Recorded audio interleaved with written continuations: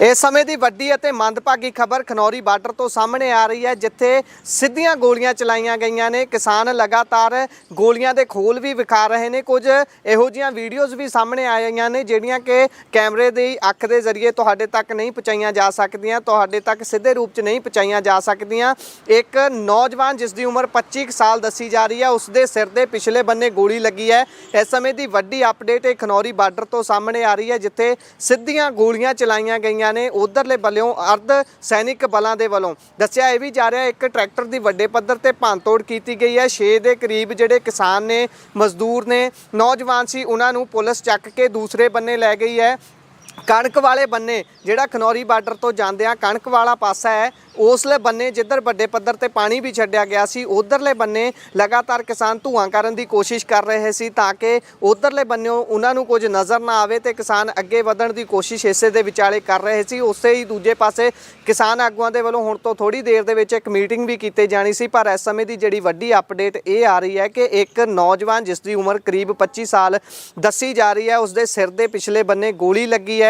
ਅਤੇ ਉੱਥੇ मौजूद चशमदीदा ने इत्थों तक आख्या है कि मन्निया ये जा रहा है कि उस नौजवान की मौत हो चुकी सी, पर हाले तक ये स्पष्ट नहीं होया कि उसनूं किस हस्पताल दे विच लिजाया गया है। जदों एंबूलेंसां जिहड़ियां उत्थे मौजूद सी, क्योंकि वड्डी गिणती दे विच समाज सेवी संस्थावां दे वल्लों भी एंबूलेंसां खड़ियां कीतीआं गईआं ने, प्रशासन दे वल्लों भी अपनी तैयारी की गई है। इसे दे विचाले जदों उत्थे पता करन दी कोशिश की गई, खालसा एड जथेबंदी दे नाल संपर्क किया गया, तो उन्हां दा कहना सी कि जदों नौजवान नूं चक्किया गया उसदे थोड़े थोड़े साह चल रहे सी, पर हाले तक ये स्पष्ट नहीं है कि वो नौजवान की मौत हो चुकी है या फिर वो जिंदा है। पर खबर यही आ रही है, जो चशमदीद उस मौके ते उस जगह ते मौजूद सी, उन्हों का कहना है कि नौजवान दम तोड़ चुक्या सी, पर आस यही की जा रही है कि वो नौजवान सुख सवीली सही हो जाए, तंदुरुस्त हो जाए। जेकर गोली लगी है उसनूं हस्पताल मौके पर पहुँचाया जा सके।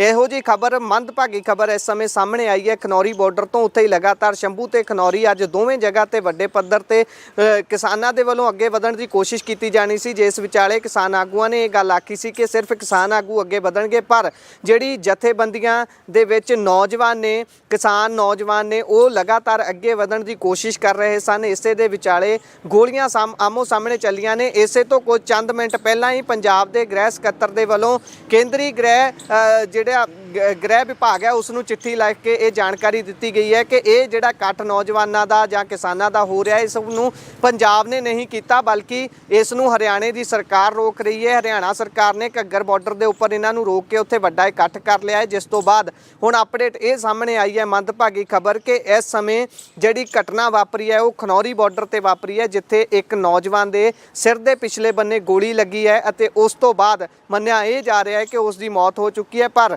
आधारा Punjabi radio USA Punjabi TV USA आस करता है कि वो नौजवान तंदुरुस्त होवे, अपने घर दे विच सुख सवीली परते। पर ਜਿਹੜੀਆਂ इस समय ਦੀਆਂ खबरां ਅਸੀਂ ਤੁਹਾਡੇ ਨਾਲ ਸਾਂਝੀਆਂ ਕਰ ਰਹੇ ਹਾਂ, ਜਿਹੜੀ अपडेट ਤੁਹਾਡੇ ਨਾਲ ਸਾਂਝੀ कर रहे हैं, ਸਾਡੇ पत्रकार साथी ਜਿਹੜੇ ਸਾਡੇ सहयोगी ने, उन्हां दे हवाले तो ये खबर साढ़े तक पहुँची है। उन्होंने साढ़े नाल सांझ पाई है कि इस तरीके दे नाल खनौरी बार्डर से गोली चली है। हर एक पल की अपडेट तुहाडे नाल लगातार सांझी करते रहांगे। तुसीं Punjabi TV USA Punjabi radio